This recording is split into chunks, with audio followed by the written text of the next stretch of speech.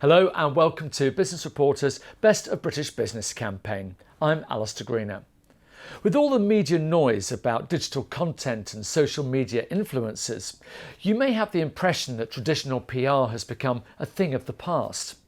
But if you look closer, you'll find that many thriving industries still rely heavily on the time-tested methods of public relations, where the digital aspect of media content isn't the whole story, but one of a number of ingredients crafted to convey the brand or product message more clearly to target audiences. Today, we've invited the directors of PR and marketing agency Sports Impact to discuss how the expertise and networks they've built over the past 2 decades can be leveraged in today's fast-moving marketing landscape to make a difference in terms of profile and sales. Good morning. Good morning. Give us an idea of how things have changed in the world of PR in the years that you've been around, that you've seen. Fundamentally, very little, actually. The risk of fake news harming a reputation, or not being able to communicate effectively the news value behind a product or a brand are as relevant today as they've ever been for leading brands, and perhaps even more so than when we set up 20 years ago. The fundamental issue, though, is that many brands fail to adequately prioritise media in the way that we know it can be effective. The problem is that even some of the best planned campaigns still don't deliver the results that the client's looking for. So what do you find typically goes wrong in that? I think planning and budget can be the main issues. Often campaigns are mistimed due to lack of research or not confiding in a PR expert soon enough. I think with time, cost-effective campaigns can be devised to achieve awareness and engagement, and perhaps investing in a product launch or a press trip can help to ensure that contributions of key influencers complements other marketing efforts.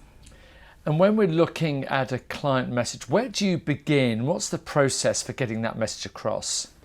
Identifying a storyline is vital to any campaign, really. We'd then consult with various people in the media. We can then recommend to our clients that we can throw in topical elements or really tailor the campaign to different markets, which can really maximise exposure to a wider audience.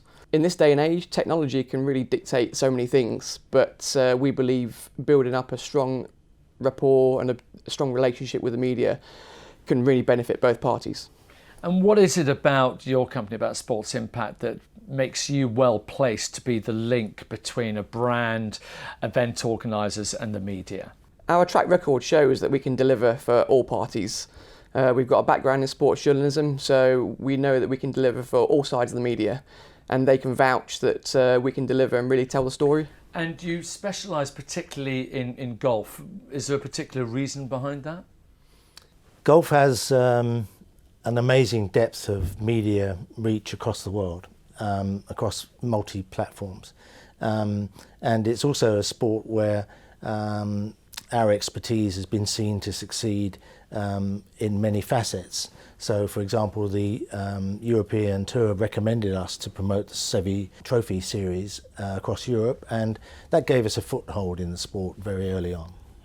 And, you know, of course, any PR company is only as successful as the campaigns that they've run. So perhaps you can give us an example of 1 or 2 of the campaigns that you have run which have been particularly successful. Galvin Green is a Swedish apparel brand, high-end, and they found it difficult to gain traction in the UK market, which is Europe's biggest golf market, very early on. And we were able, in a variety of ways in working with them, to illustrate a storyline that explained the value behind the brand and the products. And subsequently, we helped them move from a 6% market share to a share of over 40%. And last year, we took on a wider brief on a global basis on their behalf to explain exactly that same story. Another client of ours, Arcos Golf, who are a US brand powered by Microsoft. They were new to the European market and this year have record sales. So they've since asked us to run a campaign in the US as well. And it's quite interesting because you're in an environment that's changing. Many of the principles might remain the same, but the environment is changing rapidly. So where do you see, the sports PR industry evolve over, say, the next 5 years? Well, I'm optimistic in as much as people are still bringing out products. This year alone, we've launched over 40 new lines on behalf of clients. And whilst you could say it's actually less emphasis on print and more on digital, there's still places for print magazines and sophisticated high-end digital platforms that PR is best placed to serve. We've talked a lot throughout the interview about the role of PR, particularly in the sporting world, and how things are changing and how you respond to those changes. What key takeaways would you like any influencers, any decision makers who might be watching, what would you like them to take away from this interview? To prioritise PR and its media reach earlier in the piece, because it can be a key component in marketing, as we and others have proved. And you don't get a second chance really to launch something properly. So make that most of that opportunity. Natalie, what would you say? To work closely as a team, to present client brands and products, and to help build their reputation and sales. And Adam? Product is key. If that's right, it helps us to do our job to the best of our ability and really helps us maximise the coverage for them.